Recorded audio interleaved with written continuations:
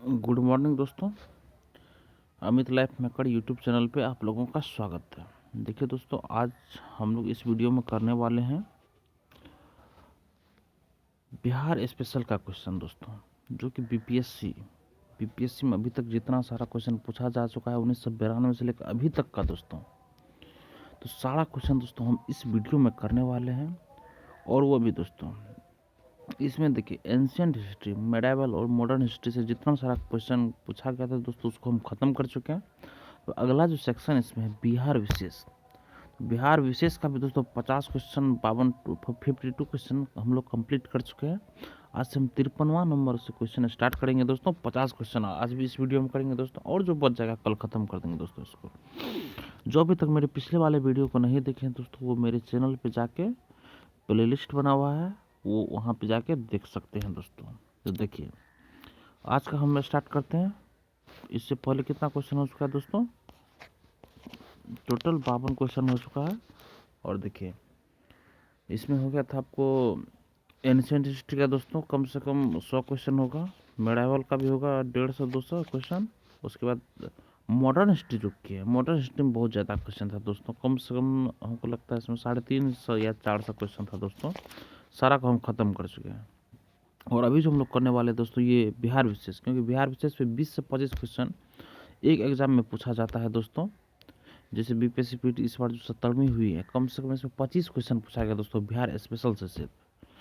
तो आप लोग देखिए, क्योंकि यहाँ यही से क्वेश्चन आने की ज़्यादा संभावना है दोस्तों, कि इसी में कुछ न कुछ टर्म जोड़ के पूछा जाता है। और यही दोस्तों सारा ये प्रीवियस क्वेश्चन के पूछा गया क्वेश्चन है दोस्तों, तो यह आपके लिए बहुत ही महत्वपूर्ण है। हम लोग स्टार्ट करते हैं दोस्तों।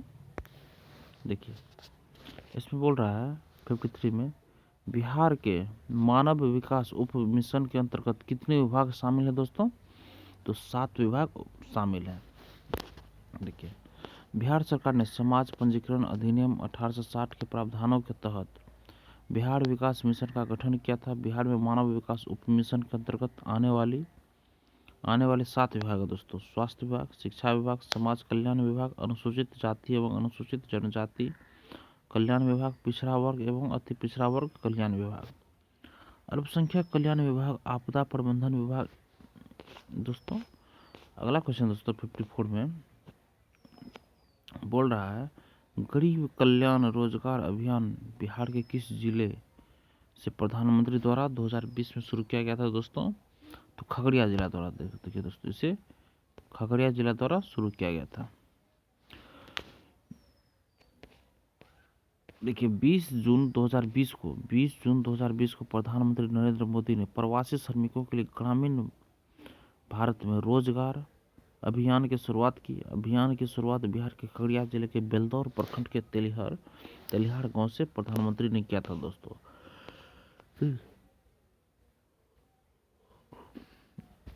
गरीब कल्याण रोजगार अभियान 6 राज्यों बिहार, उत्तर प्रदेश, मध्य प्रदेश, झारखंड, उड़ीसा और राजस्थान के 116 जिलों में 125 दिनों तक चला था दोस्तों। इस मेगा अभियान पर 50,000 करोड़ रुपए व्यय किया गया और इससे ग्रामीण क्षेत्रों में आधुनिक सुविधाएं बनाने में मदद मिली। योजना के तहत सरकार इन प्रवासी मजदूरों को काम के 25 विकल्प मुहैया करवाई थी दोस्तों।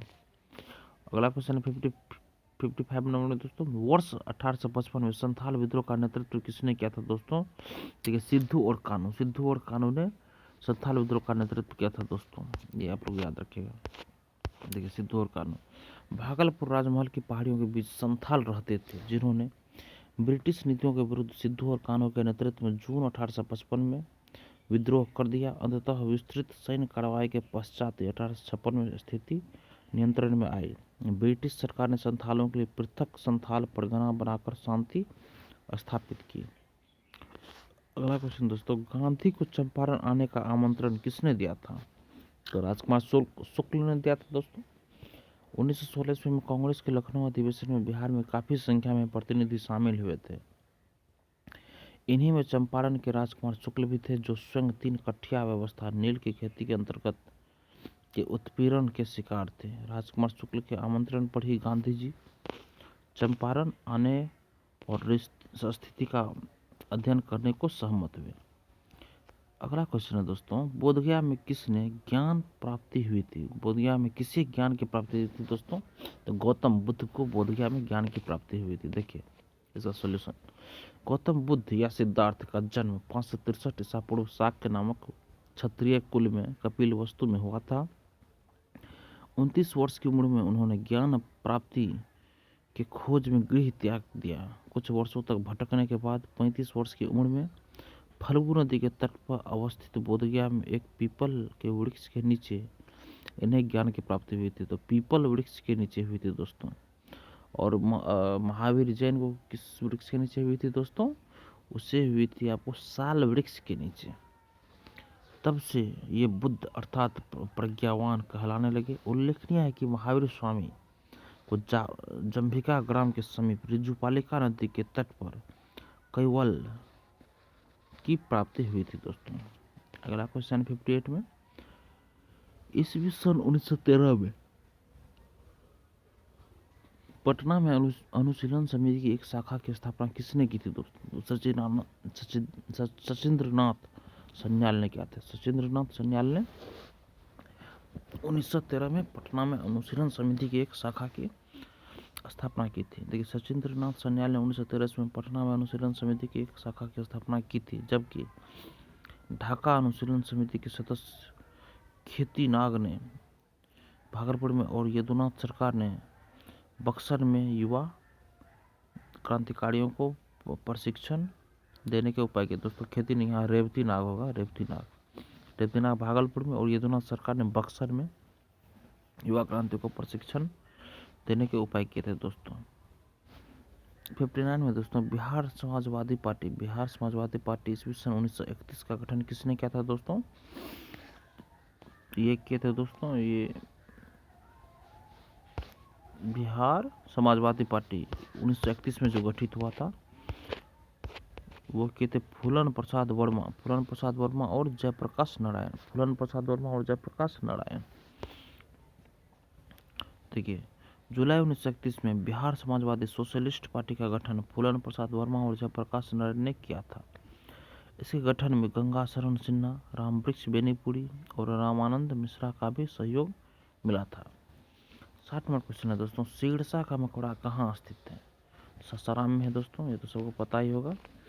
सासाराम में 1545 ईस्वी में निर्मित सिरसा का मकबरा सासाराम रोहतास में अवस्थित है। यह बिहार का ही नहीं बल्कि संपूर्ण भारत में अफगान स्थापत्य का सर्वश्रेष्ठ उदाहरण है। पुनः यह अष्टकोणीय मकबरों की श्रृंखला का अंतिम उदाहरण है। झील के मध्य एक ऊंचे चबूतरे पर निर्मित यह अष्टकोणीय इमारत बड़े सुंदर और संतुलित ढंग से एक गोलाकार गुंबद से ढकी है।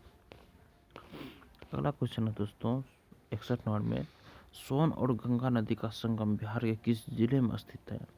सोन और गंगा नदी बिहार के किस जिले में मिलती है दोस्तों? तो पटना जिले में। देखिए सोन दक्षिण बिहार की प्रमुख नदी है। इसका उद्गम मध्य प्रदेश के अमरकंटक के निकट है।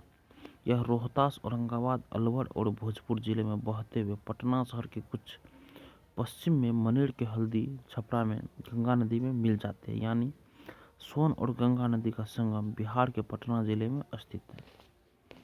62 में दोस्तों, बिहार का पहला रामसर स्थल कौन सा है? तो कांवड़ झील है दोस्तों। देखिए बिहार के मंझौल अनुमंडल का कांवड़ झील देश का 39वां और बिहार का पहला रामसर स्थल है। यह झील 16 वर्ग किलोमीटर में फैला है तथा अपनी जल निमग्न वनस्पति हाइड्रा, लेडिसिल्टा, वेलसनेरिया, लेप्लोरेसिस, नैम्फसा के लिए विश्व प्रसिद्ध है दोस्तों। पुनः यह झील प्रवासी पक्षियों का आश्रय स्थल के रूप में भी जाना जाता है। अगला क्वेश्चन दोस्तों 63 में, ब्रह्मयोनी हिल बिहार के किस जिले में स्थित है? तो गया में स्थित है दोस्तों। ब्रह्मयोनी हिल गया में स्थित है। गया शहर चारों ओर से कई पहाड़ियों से घिरा है, जिसमें रामशिला, प्रीतशिला और ब्रह्मयोनी का ज्यादा महत्व है। ब्रह्मयोनी हिल का पौराणिक महत्व है तथा इसका उल्लेख रामायण, महाभारत और बौद्ध साहित्यों में है। इसके शिखर से गया शहर का अत्यंत मनोहारी दृश्य नजर आता है। अगला क्वेश्चन दोस्तों 64 में, बिहार के किस कृषि जलवायु क्षेत्र में सबसे अधिक जिले हैं दोस्तों? तो उत्तर पश्चिम क्षेत्र में। बिहार के उत्तर पश्चिम क्षेत्र में सबसे अधिक जिले हैं दोस्तों। देखिए, बिहार को कृषि जलवायु की दृष्टि से 3 भाग तथा एक उपभाग में विभक्त किया गया है। उत्तर पश्चिम नॉर्थ वेस्ट में सर्वाधिक 13 जिले हैं। यह है सारण, सिवान, गोपालगंज, सारण, सिवान, गोपालगंज, पूर्वी चंपारण, पश्चिमी चंपारण, शिवहर, सीतामढ़ी, मधुबनी, दरभंगा, वैशाली, मुजफ्फरपुर, समस्तीपुर और बेगूसराय दोस्तों। देखिए 66वीं का क्वेश्चन दोस्तों, जो 66वीं बीपीएससी में पूछा गया था। 65 नंबर क्वेश्चन है, बिहार के प्रथम मुख्यमंत्री कौन थे दोस्तों? तो श्री कृष्ण सिंह थे। बिहार के प्रथम मुख्यमंत्री श्री कृष्ण सिंह। देखिए, बिहार के प्रथम मुख्यमंत्री डॉक्टर श्री कृष्ण सिंह थे। 1937 में गठित प्रथम कांग्रेसी मंत्रिमंडल में वे मुख्यमंत्री बने थे। स्वतंत्रता पश्चात 1946 से 1961 तक ईस्वी के मुख्यमंत्री थे। श्री कृष्ण सिंह को बिहार केसरी के नाम से जाना जाता है। बिहार के पहले राज्यपाल जयराम दास दौलत राम थे। 66 नंबर क्वेश्चन है, बिहार में कांग्रेस का प्रथम अधिवेशन रखा गया था, पटना में रखा गया था। बिहार में कांग्रेस का प्रथम अधिवेशन पटना में रखा गया था दोस्तों। तो बिहार में कांग्रेस का पहला अधिवेशन 1912 ईस्वी में बांकीपुर पटना में आयोजित किया गया था। इसकी अध्यक्षता आर.एन. मुधोलकर ने किया था। आर.एन. मुधोलकर ने किया था। इसके बाद 1922 ईस्वी में गया में कांग्रेस का अधिवेशन हुआ था, जिसकी अध्यक्षता चित्तरंजन दास ने किया था। जिसकी अध्यक्षता चित्तरंजन दास ने किया था। 67 में दोस्तों, जयप्रकाश नारायण को कौन सी उपाधि दी गई थी? इसे लोकनायक की उपाधि दी गई थी। जयप्रकाश नारायण को लोकनायक के उपनाम से जाना जाता है। इन्होंने 1974 ईस्वी में इंदिरा सरकार के खिलाफ संपूर्ण क्रांति का नारा दिया था। 1942 ईस्वी में भारत छोड़ो आंदोलन के दौरान इन्होंने आजाद दस्ता का गठन किया था। 1988 ईस्वी में भारत सरकार द्वारा इन्हें भारत रत्न से सम्मानित किया गया। अगला क्वेश्चन है दोस्तों 68 में, बिहार की स्थापना कब की गई थी? बिहार की स्थापना कब की गई थी दोस्तों? बिहार की स्थापना 1912 ईस्वी में की गई थी। बिहार की स्थापना 1912 ईस्वी में की गई थी दोस्तों। देखिए, बंगाल से पृथक कर बिहार राज्य की स्थापना 22 मार्च 1912 ईस्वी को की गई थी। वर्ष 1936 ईस्वी में उड़ीसा को बिहार से अलग किया गया। 2000 ईस्वी में झारखंड को बिहार से अलग किया गया। 22 मार्च को बिहार दिवस के रूप में मनाया जाता है दोस्तों। 69वां क्वेश्चन है दोस्तों, बिहार में 3 कट्ठा पद्धति में नील की खेती के लिए भूमि का कितना भाग अमानत रखा जाता था दोस्तों? 3/20। सी नंबर ऑप्शन सही है दोस्तों। ये बिहार के चंपारण जिले के किसान 3 कट्ठा पद्धति से शोषित थे। इस पद्धति के अनुसार किसानों को अपनी भूमि के 20 कट्ठे में से 3 कट्ठे पर नील की खेती करना अनिवार्य होता था। गांधी जी द्वारा चलाए गए चंपारण सत्याग्रह 1917 के पश्चात इस पद्धति को समाप्त किया गया। 70 नंबर क्वेश्चन है, रामविलास पासवान ने अपना राजनीतिक सफर किस राजनीतिक दल से प्रारंभ किया था? संयुक्त सोशलिस्ट पार्टी। संयुक्त सोशलिस्ट पार्टी से प्रारंभ किया था। रामविलास पासवान ने अपना राजनीतिक सफर किस राजनीतिक दल से प्रारंभ किया था दोस्तों? संयुक्त सोशलिस्ट पार्टी से सफर किया था। ठीक है, बिहार के प्रसिद्ध नेता रामविलास पासवान ने अपनी राजनीतिक जीवन की शुरुआत संयुक्त सोशलिस्ट पार्टी से की थी। वर्ष 1969 में पहली बार बिहार विधानसभा का चुनाव इसी पार्टी से जीते थे। रामविलास पासवान ने वर्ष 2000 में लोक जनशक्ति पार्टी की स्थापना की थी। रामविलास पासवान का निधन 8 अक्टूबर 2020 को हुआ था दोस्तों। रामविलास पासवान को वर्ष 2021 में पद्म भूषण मरणोपरांत दिया गया था। 71 नंबर क्वेश्चन है दोस्तों, बिहार के राजनीतिज्ञ स्वर्गीय रघुवंश प्रसाद सिंह पहली बार किस लोकसभा के लिए निर्वाचित हुए थे दोस्तों? तो 11वीं लोकसभा के लिए निर्वाचित हुए थे। 11वीं लोकसभा रघुवंश प्रसाद सिंह प्रथम बार उन्होंने 1996 ईस्वी में 11वीं लोकसभा हेतु चुने गए थे। रघुवंश प्रसाद सिंह को मनरेगा मैन के नाम से जाना जाता है। इनका निधन 13 सितंबर 2020 को हुआ। अगला क्वेश्चन है दोस्तों, चंपारण में इंडिगो के किसानों की दशा की ओर गांधी जी का ध्यान किसने आकर्षित किया? किसने आकर्षित किया था दोस्तों? तो राजकुमार शुक्ल ने किया था। राजकुमार शुक्ल ने। देखिए दोस्तों, चंपारण के किसानों की समस्या को लेकर चंपारण के क्षेत्रीय नेता राजकुमार शुक्ल ने महात्मा गांधी से मुलाकात कर यहाँ के किसानों की समस्या से उन्हें अवगत कराया। गांधी जी तथा राजकुमार शुक्ल की प्रथम मुलाकात 1916 ईस्वी में कांग्रेस के लखनऊ अधिवेशन में हुई थी। गांधी जी ने भारत में सत्याग्रह का प्रथम प्रयोग चंपारण से ही किया था दोस्तों। 73वां क्वेश्चन है, प्राचीन महाजनपद मगध की प्रथम राजधानी कौन सी थी? प्राचीन महाजनपद मगध की प्रथम राजधानी कौन सी थी दोस्तों? तो देखिए इसमें राजगृह या राजगीर होगा, जो ऑप्शन में नहीं है दोस्तों। ये प्राचीन महाजनपद में मगध की प्रथम राजधानी राजगृह थी। उदयन ने अपनी राजधानी को राजगृह से स्थानांतरित कर पाटलिपुत्र किया था। मगध महाजनपद की स्थापना बृहद्रथ ने की थी। यह 16 महाजनपदों में सबसे शक्तिशाली महाजनपद था दोस्तों।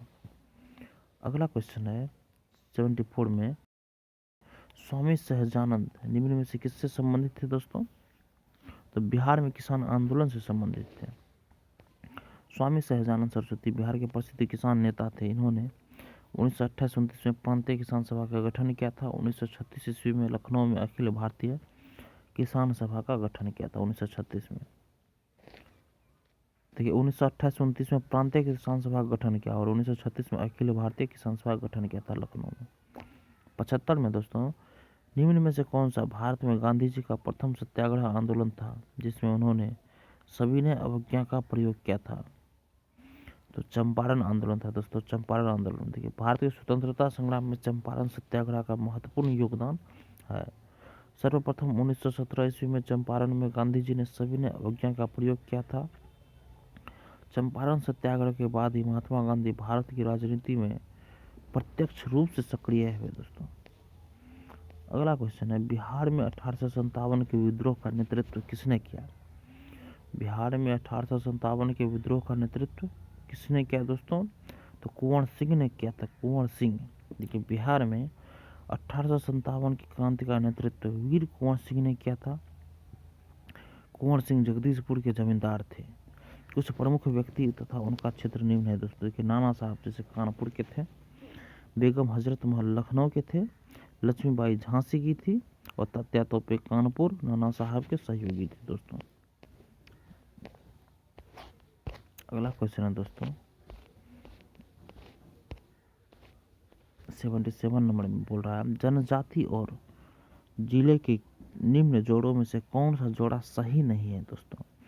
देखिए दोस्तों, संथाल बांका सही है दोस्तों। मुंडा जमुई का, दोस्तों मुंडा जमुई का नहीं था बल्कि भागलपुर एरिया तरफ का था दोस्तों। इसी में उड़ाव सुपौल का, ये सही है दोस्तों। खड़वार भागलपुर का, ये सही। देखिए मुंडा जनजाति का विस्तार उत्तरी बिहार के कुछ जिलों में है। बिहार के कटिहार जिले में इस जनजाति की आबादी 4.5% के आसपास है।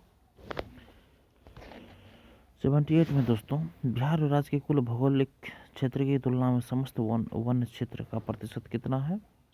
बिहार राज्य के कुल भौगोलिक क्षेत्र की तुलना में समस्त वन क्षेत्र का प्रतिशत कितना है? तो 2021 का जो वन रिपोर्ट जो आई हुई थी दोस्तों, उसमें बिहार में वनों का आवरण 73 से 81 वर्ग किलोमीटर है, जो कुल भौगोलिक क्षेत्र का लगभग 7.84% है दोस्तों। अगला क्वेश्चन है 79 में, निम्न में से किस जिले में बिहार का एकमात्र राष्ट्रीय उद्यान स्थित है दोस्तों? तो पश्चिम चंपारण में। बिहार का एकमात्र राष्ट्रीय उद्यान पश्चिम चंपारण में स्थित है। वाल्मीकि राष्ट्रीय उद्यान टाइगर रिजर्व के लिए प्रसिद्ध है। इसकी स्थापना 1978 ईस्वी में किया गया। इसका क्षेत्रफल 928.8 किलोमीटर है। यह गंडक नदी के किनारे स्थित है दोस्तों।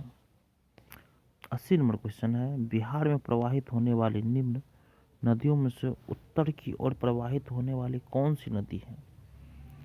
उत्तर की ओर प्रवाहित होने वाली कौन सी नदी है दोस्तों? तो देखिए दोस्तों, इसका ऑप्शन नंबर ई सही होगा। देखिए बागमती, कोसी, कमला, गंडक सारा उत्तर से दक्षिण की ओर आती है। उत्तर की ओर प्रवाहित होने वाली इसमें से कोई नदी नहीं है दोस्तों। देखिए विकल्प में सभी नदी उत्तर दिशा से दक्षिण दिशा की ओर प्रवाहित होती है। यह सभी नदियां हिमालयन नदियां हैं। यह नेपाल में हिमालय से निकलकर बिहार में प्रवेश कर गंगा की सहायक नदी बन जाती है। अगला क्वेश्चन है दोस्तों, बिहार के निम्न जिले में से किस जिले में ही पीडमोंट स्वैम्प मिट्टी पाई जाती है? तो पश्चिम चंपारण में दोस्तों। इस प्रकार की मिट्टी बिहार के पश्चिम चंपारण क्षेत्रों में पाई जाती है तथा यह धान की खेती के लिए सर्वोत्तम मानी जाती है दोस्तों। 82 में है दोस्तों, बिहार के निम्न प्रशासनिक विभागीय जोड़ों में से किस जोड़े से गंगा नदी नहीं बहती है दोस्तों? तो इसके कोसी मगध से नहीं बहती है दोस्तों, तिरहुत सारण से बहती है, पूर्णिया भागलपुर से बहती है और दरभंगा मुंगेर से भी बहती है। उपयुक्त विकल्पों में से बिहार में कोसी मगध के प्रशासनिक क्षेत्रों में गंगा नदी नहीं प्रवाहित होती है। गंगा नदी बिहार के 12 जिलों से होकर के बहती है। बक्सर, भोजपुर, सारण, पटना, वैशाली, समस्तीपुर, बेगूसराय, मुंगेर, खगड़िया, कटिहार, लखीसराय, भागलपुर से होके बहती है दोस्तों। 12 जिला से होकर बहती है। देखिए सब शुरुआत में देखिए बक्सर, तब भोजपुर, तब सारण, तब पटना, तब वैशाली, तब समस्तीपुर, तब बेगूसराय, तब मुंगेर, तब खगड़िया, तब कटिहार, तब लखीसराय, तब भागलपुर। 83 में दोस्तों वर्ष 1632 में बिहार के पटना शहर में कौन सी कंपनी ने अपनी फैक्ट्री स्थापित की थी? तो डच ईस्ट इंडिया कंपनी 1632 ईस्वी में पटना शहर में अपनी कंपनी स्थापित की थी दोस्तों। डच ईस्ट इंडिया कंपनी ने 1632 ईस्वी में पटना में अपना पहला कारखाना स्थापित किया था। यहाँ से मुख्यतः चीनी, सोरा, सूती वस्त्र, अफीम आदि का व्यापार किया जाता था। 84 नंबर क्वेश्चन है दोस्तों, बिहार सरकार ने अगस्त 2018 में एक नई योजना सतत जीविकोपार्जन योजना शुरू की। इस योजना का उद्देश्य है दोस्तों, ऑप्शन नंबर ई सही होगा दोस्तों, सतत जीविकोपार्जन योजना का। देखिए सतत जीविकोपार्जन योजना की शुरुआत बिहार सरकार द्वारा शराबबंदी के कारण प्रभावित परिवारों के पुनर्वास के लिए किया गया है। इसके अंतर्गत प्रभावित लोगों को स्वरोजगार के अवसर प्रदान करना है दोस्तों। अगला क्वेश्चन दोस्तों 85 में बिहार सरकार के 7 निश्चय में से निम्न में से कौन सा सम्मिलित नहीं है दोस्तों? देखिए महिला रोजगार, साफ पीने का पानी, सभी परिवारों को बिजली की आपूर्ति, बाल कल्याण। इसमें से कौन सा नहीं है दोस्तों? देखिए बाल कल्याण नहीं है। बिहार सरकार द्वारा वर्ष 2016-17 में 7 निश्चय योजना की शुरुआत की गई जो इस प्रकार है दोस्तों। आर्थिक हल युवाओं को बल, ये है। आर्थिक रोजगार महिलाओं का अधिकार, ये भी है। हर घर बिजली लगातार, ये भी है। घर घर नल का जल, ये भी है। हर घर पक्की गली नालियाँ, ये भी है। शौचालय निर्माण घर का सम्मान है। अवसर बढ़े आगे बढ़े, ये भी है। 86 में दोस्तों बिहार का प्रति व्यक्ति शुद्ध राज्य घरेलू उत्पाद अस्थिर कीमतों पर देश की तुलना में कम है। वर्ष 2018-19 में यह था कितना दोस्तों? राष्ट्रीय औसत का 33% दोस्तों। डी नंबर ऑप्शन सही है। तो ये बिहार का प्रति व्यक्ति शुद्ध घरेलू उत्पाद 2018-19 में राष्ट्रीय औसत से 33% कम है दोस्तों। 87 में है भारत के निर्वाचन आयोग ने कब बिहार विधानसभा 2020 के आम चुनाव के लिए प्रेस नोट जारी किया दोस्तों? तो 25 सितंबर 2020 को जारी किया। 25 सितंबर 2020 को दोस्तों। देखिए बिहार विधानसभा 2020 के आम चुनाव के लिए प्रेस नोट 25 सितंबर 2020 को जारी की गई। 243 सीटों पर यह चुनाव 3 चरणों में संपन्न हुआ। पहला चरण दोस्तों 28 अक्टूबर, दूसरा चरण है 3 नवंबर, तीसरा है 7 नवंबर। इस चुनाव में प्रमुख पार्टियों को मिली सीटें हैं बीजेपी को 74, आरजेडी को 75, जदयू को 43। और देखिए दोस्तों अगला क्वेश्चन है 88 में बिहार सरकार ने 1 अप्रैल 2019 से सार्वजनिक वित्तीय प्रबंधन प्रणाली CFMS शुरू की। यह प्रणाली दोस्तों इन ऑप्शन सही है इसका। राज्य में समस्त वित्तीय कार्यकलापों को ऑनलाइन तथा कागज रहित बनाएगी। लेन देन की प्रक्रिया में पारदर्शिता लाने के लिए बिहार सरकार द्वारा 1 अप्रैल 2019 से समेकित वित्तीय प्रबंधन प्रणाली की शुरुआत की गई। राज्य के सभी वित्तीय कार्य अब ऑनलाइन से किए जाएंगे। विकल्प ए और डी दोस्तों सही है। अगला क्वेश्चन दोस्तों 89 में भारत सरकार ने 2 जनवरी 2020 को बिहार राज्य को कृषि कर्मण पुरस्कार प्रदान किया। यह पुरस्कार दिया गया था दोस्तों मक्का और गेहूं के उत्पादन और उत्पादकता के लिए दिया गया था दोस्तों। ए नंबर ऑप्शन सही है। देखिए मक्का और गेहूं के उत्पादन और उत्पादकता के लिए बिहार को अब तक 5 बार भारत सरकार द्वारा कृषि कर्मण पुरस्कार दिया गया है। पहली बार दोस्तों 2011-12 में धान की सर्वश्रेष्ठ उत्पादन के लिए, दूसरी बार 12-13 में गेहूं के लिए, 15-16 में मोटे अनाज के तहत मक्का के सर्वश्रेष्ठ उत्पादन के लिए, 16-17 में मक्का के लिए, 17-18 में गेहूं के लिए। अब देखिए दोस्तों 66वें री एग्जाम का क्वेश्चन, बिहार का कौन सा शहर 5 पहाड़ियों से घिरा है दोस्तों? तो राजगीर ही एक ऐसा शहर जो 5 पहाड़ियों से घिरा हुआ है दोस्तों। देखिए राजगीर मगध साम्राज्य की प्रारंभिक राजधानी थी। यह क्षेत्र 5 पहाड़ियों से घिरा हुआ है। राजगीर का वर्णन ऋग्वेद, अथर्ववेद, वायु पुराण तथा महाभारत में भी की गई है। राजगीर में ही जरासंध का अखाड़ा है। प्रथम बौद्ध संगीति का आयोजन भी राजगीर में ही किया गया था। अगला क्वेश्चन दोस्तों 91 में, भारत के प्रथम राष्ट्रपति डॉक्टर राजेंद्र प्रसाद किस राज्य से थे दोस्तों? तो बिहार से थे। कि भारत के प्रथम राष्ट्रपति डॉक्टर राजेंद्र प्रसाद का संबंध बिहार राज्य के सारण जिले अब सिवान से है। इनका जन्म 3 दिसंबर 1884 ईस्वी को जीरादई में हुआ था। इनकी पत्नी का नाम राजवंशी देवी था, जो 1950 से 1962 तक लगातार 2 बार भारत के राष्ट्रपति रहे थे। 1962 में ही इन्हें देश का सर्वोच्च नागरिक सम्मान भारत रत्न से सम्मानित किया गया था। अगला क्वेश्चन है 92 में, बिहारी छात्र सम्मेलन का 16वां अधिवेशन कहाँ हुआ था? तो हजारीबाग में हुआ था। देखिए भारत के स्वतंत्रता आंदोलन में छात्रों का योगदान अतुलनीय रहा है। स्वतंत्रता आंदोलन को सफल बनाने हेतु कई तरह के छात्र संगठनों का गठन किया जाता रहा। बिहार छात्र संगठन का 16वां अधिवेशन का आयोजन हजारीबाग में किया गया था। इसका पहला अधिवेशन 1908 में पटना में आयोजित किया गया था। 93 में है, बिहार के चिरांद नामक पुरास्थल की प्राचीनतम संस्कृति है। क्या है दोस्तों? नवपाषाणिक संस्कृति। नवपाषाणिक संस्कृति। तो ये बिहार के छपरा में स्थित चिरांद नामक पुरास्थल का संबंध नवपाषाणिक काल से है। इस स्थान से हड्डियां तथा पत्थरों के औजार प्राप्त हुए हैं। अगला क्वेश्चन है, बाबा ठाकुर दास ने पटना में किस सोसाइटी की स्थापना की थी? तो रामकृष्ण मिशन सोसाइटी की स्थापना की थी। देखिए पटना में रामकृष्ण मिशन सोसाइटी की स्थापना 1906 ईस्वी में बाबा ठाकुर दास द्वारा किया गया था। इस सोसाइटी का उद्देश्य शिक्षा, धार्मिक अध्ययन तथा आध्यात्मिकता को बढ़ावा देना। अगला क्वेश्चन है दोस्तों 95 में, स्वतंत्रता पश्चात बिहार का प्रथम राज्यपाल कौन बना था? जयराम दास दौलतराम। जयराम दास दौलतराम बिहार के प्रथम राज्यपाल थे। उनका कार्यकाल 15 अगस्त 1947 से 11 जनवरी 1948 तक था। बिहार के प्रथम मुख्यमंत्री श्री कृष्ण सिंह थे। जयराम दास दौलतराम भारत के दूसरे कृषि मंत्री भी रह चुके हैं दोस्तों। 96 नंबर क्वेश्चन है दोस्तों, वर्ष 2011 में बिहार के कितने जिलों में 10 लाख से कम जनसंख्या थी? तो 3 जिला में दोस्तों। देखिए वर्ष 2011 की जनगणना के अनुसार बिहार के कुल 3 जिले की आबादी 10 लाख से कम है। ये जिले हैं दोस्तों शिवहर, शेखपुरा तथा लखीसराय। अगला क्वेश्चन है दोस्तों, बिहार में निम्नलिखित में से किस अनाज का प्रति हेक्टेयर उत्पादन सबसे अधिक है? मक्का का दोस्तों। देखिए बिहार में मक्का का प्रति हेक्टेयर उत्पादन सर्वाधिक रहा है। 2019-20 में इनका उत्पादन 38.46 लाख मीट्रिक टन था, जो राष्ट्रीय स्तर पर सर्वाधिक था। 98 में है दोस्तों, बिहार में मछली उत्पादन करने वाले अग्रणी जिले कौन से हैं दोस्तों? तो मधुबनी और दरभंगा। मधुबनी और दरभंगा। देखिए वर्ष 2020 में जारी सरकारी आंकड़ों के अनुसार बिहार में सर्वाधिक मछली का उत्पादन मधुबनी एवं दरभंगा में किया जाता है। देश में सर्वाधिक मछली का उत्पादन पश्चिम बंगाल में किया जाता है।